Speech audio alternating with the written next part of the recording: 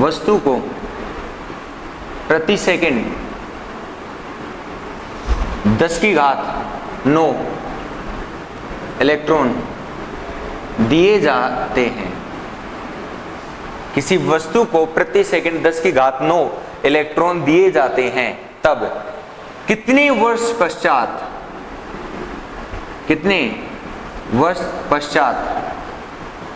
वस्तु पर 1 कूलाम आवेश एकत्रित होगा। कितने वर्ष पश्चात वस्तु पर 1 कूलाम आवेश एकत्रित होगा। मैंने 1 इलेक्ट्रॉन मतलब प्रति सेकंड कितने दिया अपने आंसर कि प्रति सेकंड इलेक्ट्रॉन की संख्या कितनी है, इजिकल टू कितना दे दिया मैंने 10⁹ प्रति सेकंड इलेक्ट्रॉनों की संख्या कितनी थी 10⁹ ये n का मान है, अर्थात प्रति सेकंड वस्तु को दिए गए आवेश का मान कितना हो जाएगा। आवेश का मान कितना लेंगे अपन, Q इजिकल टू कितना होता है n ही, n का मान कितना है 10⁹ प्रति सेकंड इंटू कितना दे रहा 1.6 इंटू 10 टू पावर कितना आएगा माइनस का 19 कूलम। तो ये अपने पास कितना आ जाएगा 10⁹ और ये कितना 10⁻19। आधार क्या है समान, ये भी 10 है ये भी 10 है और दोनों किसमें गुणा में है। 10 और 10 कितना आधार समान है तो इनकी घातें क्या हो जाएंगी, जुड़ जाएंगी। घातें जुड़ेंगी तो 1.6 तो यूं का रहने दिया मैंने, इंटू कितना आ जाएगा 10⁻−19 प्लस का 9 तो 1.6 इंटू 10 की घात कितना बचेगा आपके पास -10, क्योंकि -19 प्लस 9 कितना हो जाएगा -10। ये कूलाम आएगा। ये किसकी वैल्यू होगी, Q की वैल्यू आएगा। पहली चीज क्लियर, अपने पास Q का मान है 1.6 इंटू 10 टू पावर -10 कूलाम। अब अपने पास सिर्फ और सिर्फ एक चीज सॉल्व करी है मैंने इस क्वेश्चन में अभी तक, प्रति सेकंड वस्तु को दिए गए आवेश का मान देखा है। किसका देखा है, प्रति सेकंड दिए गए आवेश का मान। मैं बात करूं कि t समय में कितना दे रहा हूं मैं उसको 1 कूलाम आवेश, तो t समय में दिया गया आवेश, t समय में दिया गया आवेश इजिकल टू कितना होगा, t समय में दिया गया आवेश इजिकल टू कितना हो जाएगा, t इंटू कितना आ जाएगा 1.6 इंटू 10 टू पावर -10 कूलाम। ये तो 1 सेकंड की बात करी अपने, तो t इंटू कितना आ जाएगा 1.6 इंटू 10 टू पावर -10 कूलाम। और t समय में मान लिया मैंने कि t समय में कितना दे रहा हूं उसको मैं 1 कूलाम। कितना दे दिया मैंने उसको 1 कूलाम आवेश दे दिया। मुझे किसका मान चाहिए था, t का मान चाहिए था।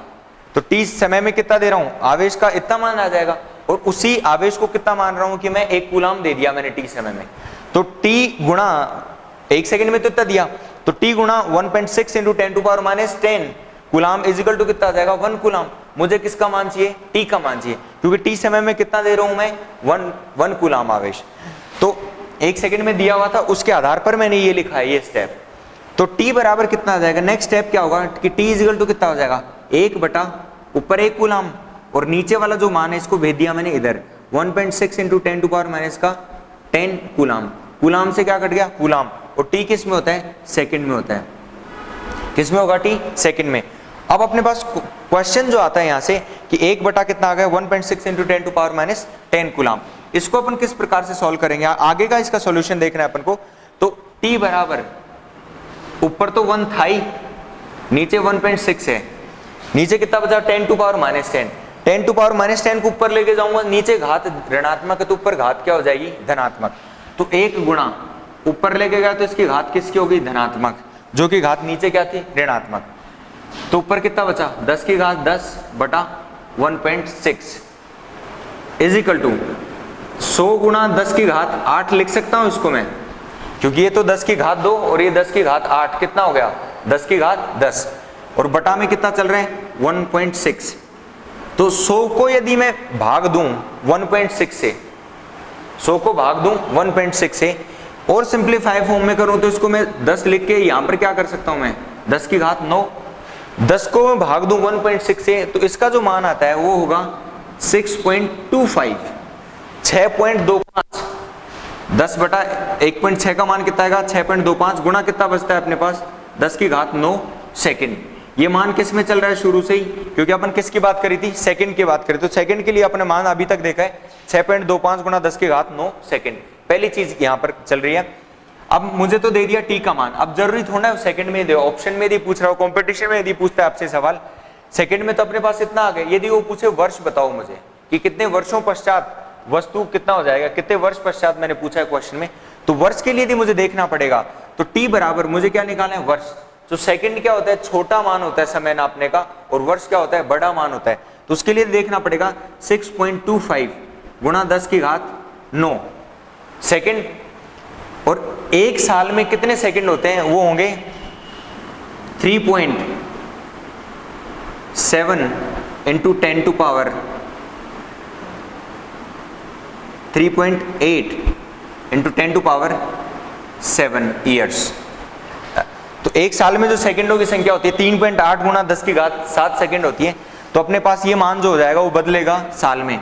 इसका यदि मान देखूंगा तो मेरे पास आएगा 198 साल। इसका यदि मान देखूंगा इसको मेरे को बदलना होगा, सेकंड को वर्ष में बदलना होगा, तो टी बराबर कितना आ जाएगा, 198 वर्ष। इस क्वेश्चन का जो आंसर आएगा 198 साल पश्चात उस वस्तु पर कुल एकत्रित आवेश का जो मान होगा वो कितना हो जाएगा, 1 कूलाम।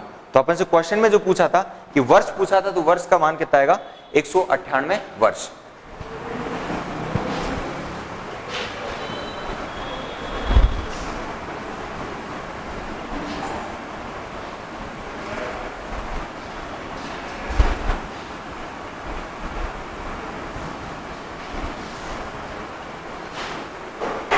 इसी के संदर्भ में आगे देखें तो आवेश की विभिन्न इकाइयां क्या क्या हो सकती हैं। आवेश की इकाइयों की बात करें सो नोट में यदि अपन देखें, नोट आवेश की विभिन्न इकाइयां, सबसे पहली जो तो आपको पता है कूलाम की बात करते हैं, क्योंकि कूलाम ने इसके आवेश के बलों के बारे में बताया था। तो आवेश का जो मात्रक है वो क्या रखा गया, कूलाम के नाम पे रखा गया। तो एसआई मात्रक या एमकेएस मात्रक, उसको तो अपन क्या लिखते हैं, कूलाम, COULAMB कूलाम, और जिसको डिनोट करते हैं अपन सी से, किससे लिखते हैं अपन उसको, सी, कूलाम को अपन लिखेंगे सी से।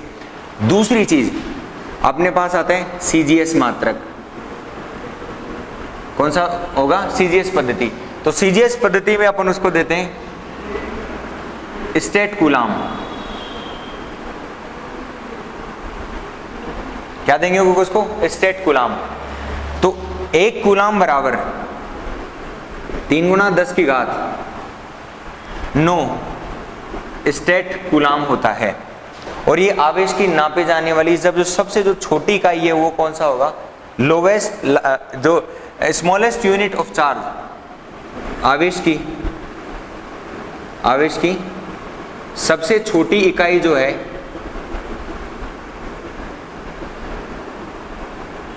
वो होगी 3 गुणा 10 की घात 9 स्टैटिक कूलाम। ये 1 कूलाम का मान होता है। पहला एसआई मात्रक, दूसरा सीजीएस मात्रक। अब यदि मैं तीसरे की बात करूं, तीसरा अन्य इकाइयां जो होती हैं, एक होता है एब कूलाम, एब्सोल्यूट कूलाम।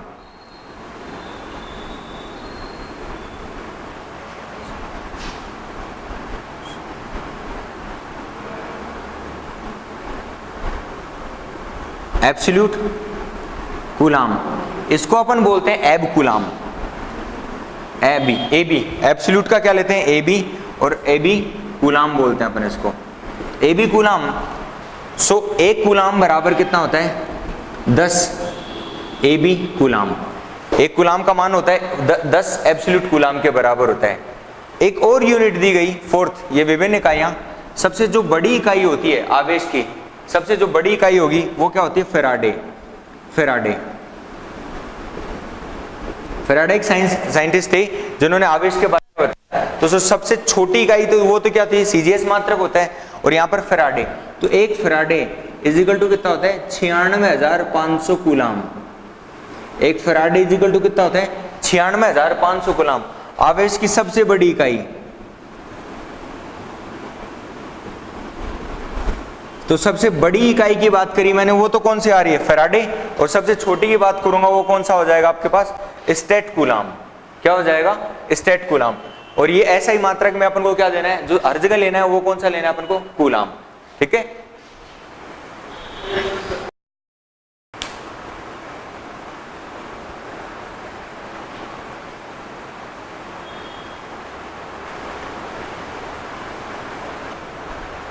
तो यहां तक का जो टॉपिक कवर होता है वो किसके, आवेश के बारे में। यदि एक क्वेश्चन और पूछ ले आपसे यहां पर कि यदि कोई आवेश गति कर रहा है, आवेश गति कर रहा है, अब स्टैटिक की बात कर रहे हैं अपन की स्थिर अवस्था में, तो गति कर रहा है तो उसके द्रव्यमान पर क्या निर्भर पड़ेगा। आपने क्वांटीकरण पढ़ा, तो क्वांटीकरण की और क्वेश्चन क्या हो सकते, क्वार्क पार्टिकल क्या हो सकता है, उन सब के बारे में देखेंगे। तो इसी में यदि आवेश, यदि नोट, यदि आवेश गति कर रहा हो,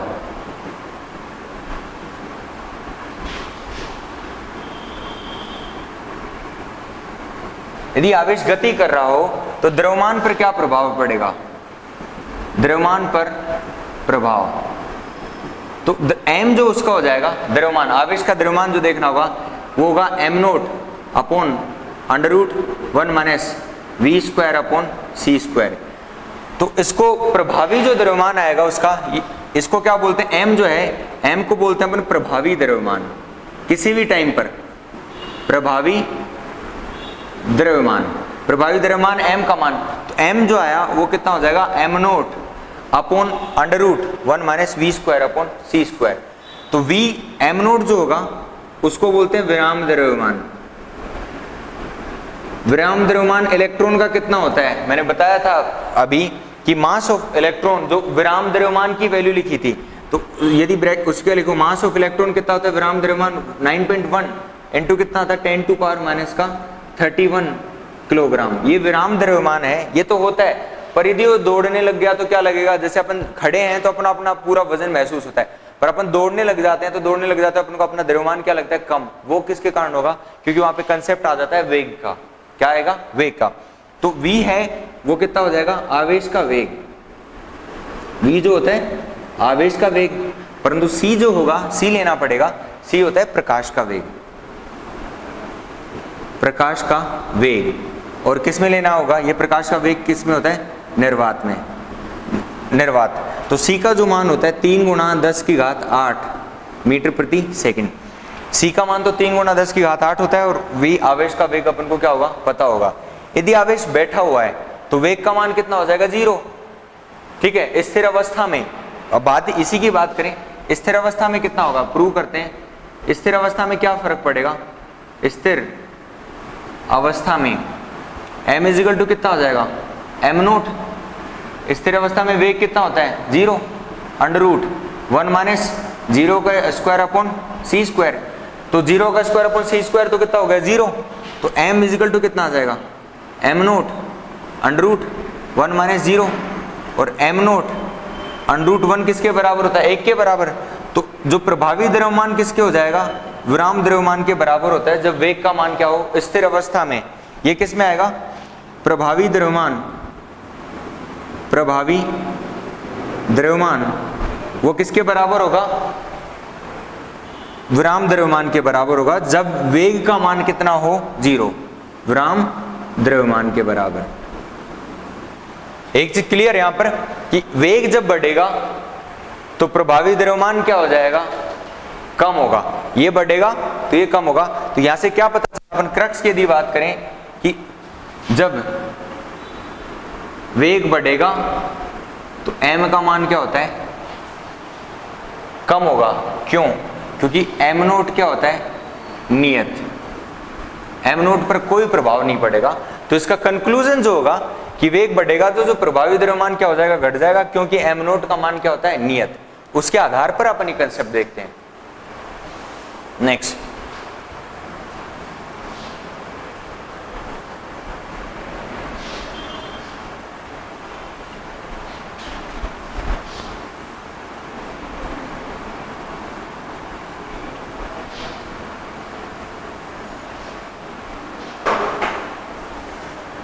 क्या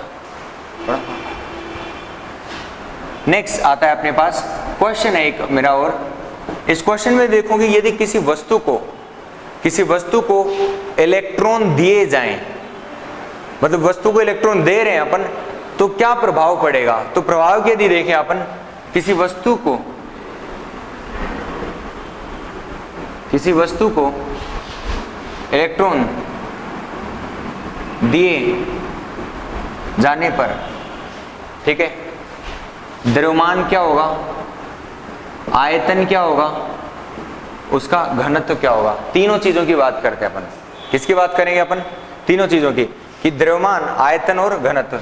ये तो क्या है, घनत्व, ये आयतन, और ये है द्रव्यमान।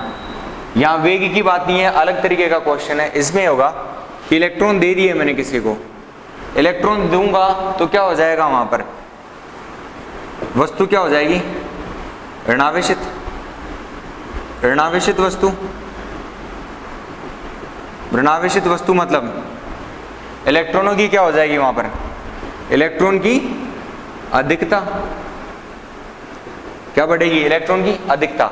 अब आता है कि इलेक्ट्रॉन दे दिया, तो इस सिचुएशन में द्रव्यमान क्या होता है, बढ़ता है। द्रव्यमान बढ़ेगा क्योंकि इलेक्ट्रॉन दे रहे हो आप, उससे निकाल नहीं रहे। और एक इलेक्ट्रॉन का द्रव्यमान कितना होता है, 9.1 गुणा 10 की घात -31 किलोग्राम। तो द्रव्यमान बढ़ेगा तो आयतन हमेशा क्या होता है, दोनों सिचुएशन में क्या होता है, बढ़ता है। डेंसिटी जो होगी वस्तु को इलेक्ट्रॉन दिए जाने पर, डेंसिटी भी क्या होती है, जो घनत्व होगा, घनत्व क्या होता है, बढ़ जाता है, क्योंकि इलेक्ट्रॉनों की संख्या बढ़ रही है। इस कारण से द्रव्यमान, आयतन और घनत्व तीनों क्या हो जाते हैं, बढ़ जाते हैं। परंतु नेक्स्ट जो क्वेश्चन है उसमें ये कह रहा हूं कि इलेक्ट्रॉन निकाले जाने पर, क्या देख रहा हूं मैं, इलेक्ट्रॉन निकाले जाने पर, तो इलेक्ट्रॉनों की क्या हो जाएगी, वहां पर वस्तु है, निकालिए तो वहां पर कौन सा चार्ज आएगा, पॉजिटिव चार्ज। पॉजिटिव चार्ज क्या हो जाएगी, इलेक्ट्रॉनों की कमी। इलेक्ट्रॉनों की कमी मतलब क्या हो जाएगी, वस्तु धनावेशित वस्तु।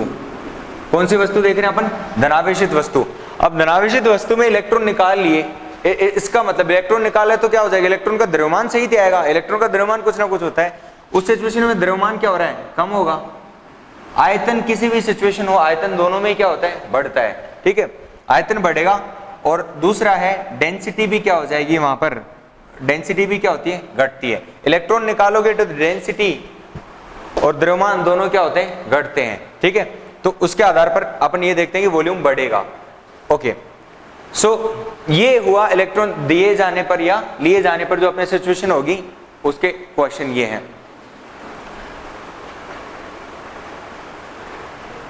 क्वांटीकरण पढ़ा अपन ने। क्वांटीकरण में क्या देखे अपन ने कि कुल जो अपन को देखना है कि कुल आवेश की संख्या कितनी हो जाएगी, वो कितना हो जाएगा, Q = +- Ne।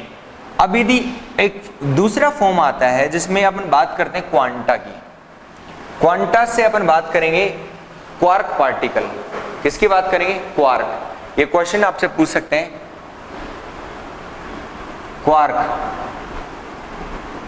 पार्टिकल, क्वार्क कण। क्वार्क कण में यदि बात करूं मैं, तो क्वार्क कण क्या होते हैं, आवेश का क्वार्क कण होते हैं जिनका परिमाण जो होता है वो 1/3 के रूप में होता है, 1/3 या 2/3 के रूप में। तो क्वार्क होते हैं दो तरीके के, ठीक है। तो क्वार्क होते हैं जिनका परिमाण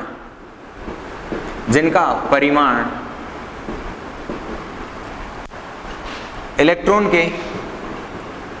के परिमाण के भिन्नात्मक रूप में होता है। मतलब जैसे या तो क्या हो जाएगा E/3 या कितना हो जाएगा 2E/3, ये प्लस माइनस हो सकते हैं। इस प्रकार से क्या होगा E/3 2E/3 कुछ भी हो सकता है। तो परिमाण क्या हो जाएगा भिन्नात्मक, ये तो कितना होता है 1.6 × 10⁻19। उसके यदि मैं 3 से डिवाइड कर दूं क्या हो जाएगा, भिन्नात्मक रूप में आएगा। तो क्वार्क कण है वो भिन्नात्मक रूप में होता है। अपन को इतना ही ध्यान रखना है, यदि ये अस्तित्व में हो क्वेश्चन मैं इसलिए करा रहा हूं, एक तो क्या होता है अप क्वार्क होगा और दूसरा क्या होगा डाउन क्वार्क। दो तरीके के क्वार्क होते हैं, क्वार्क यदि आपसे पूछे तो एक तो होगा अप क्वार्क और दूसरा कौन सा होता है डाउन क्वार्क, ठीक है। तो भिन्नात्मक रूप में है। अब क्वेश्चन जो यहां से आता है, यदि ऐसा परिमाण होने लग जाए 1.6 इंटू 10⁻⁻⁹ ऐसा परिमाण होने लग जाए, तो मेरा क्वेश्चन जो है वो कहता है यहां पर कि यदि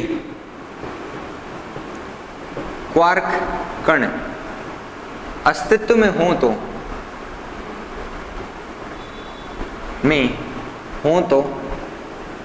क्या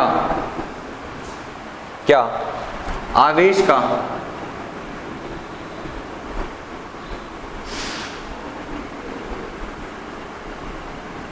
क्वांटीकरण